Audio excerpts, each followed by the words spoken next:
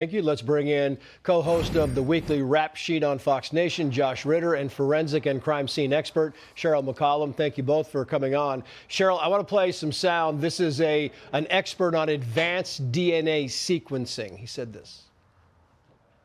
Anyone on Earth that has DNA could be the suspect. And then as soon as you start doing additional DNA testing, you may learn the biological sex of the person. You may learn their biogeographical origins. Are they likely to be from the States? Are they likely to be international? And then you can continue to narrow in, do they belong to a major family group? Can you find a relative? I mean, he's right. The possibilities are endless here. It also takes a lot of time, Sheryl, and we are still racing against time. It does take a lot of time, but that is Dr. David Middleman. And let me tell you something. He built the machine that they're using. Othram can do this at a rate that nobody else can do it. We saw what they were able to do with the Idaho 4 murders, where they developed the profile of Kohberger in 48 hours. So if we can get any of the DNA evidence to them, they work with degraded DNA, they work with a very small amount. Trace, it used to be we had to have 1,300 cells. Othram solved a cold case recently with only 7. Yeah. It really is. It's amazing. One of our contributors, Josh Ritter, defense attorney Donna Rotuno, says there are problems with the investigation, and she listed them here. Watch. The way this investigation has gone has raised many red flags. And for a defense attorney like me someday, if this case does go to court after someone is arrested, there's going to be a lot of challenges. I think there's been a lot of problems with this investigation. One, of course, being their lack of communication. And then the communication they do put out seems to contradict statements made prior. Yeah, the statement is that a lot of problems. Would you agree with that or dispute that to some extent, Josh? Well, there's the investigation, and then there's what we're being told about the investigation. And certainly what we're being told, the messaging that's coming from law enforcement about the investigation is problematic. I would totally agree with that.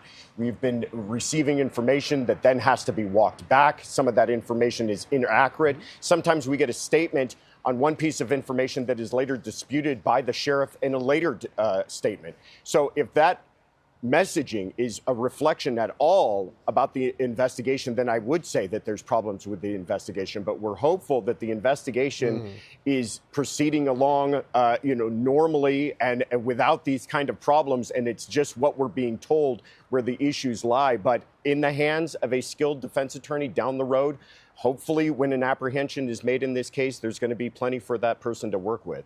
Yeah. Sheryl McCollum, back to you. Maybe you heard Jonathan Hunt at the top of this segment talking about the fact they are running a little low on tips. But yet, here's what the Pima County dispatch manager says about the tips. Watch. When somebody feels that they have a tip, a lead, some sort of information, what we're asking is that you just take a moment before you call and ask yourself, is this tip viable? Is this tip credible? Is this a tip that investigators may be able to act upon? I mean, my thing is, yeah, you do need viable tips, Sheryl, but you need tips. Regardless, you need more tips. Call. It doesn't matter if you have verified it, if you think it's viable. That's their job. If you have any information, if you think you saw something, heard something, if you overheard a conversation where you think somebody's talking about what they did to an old 84-year-old woman, call and tell them. They will funnel that through. They will make sure it's run down properly.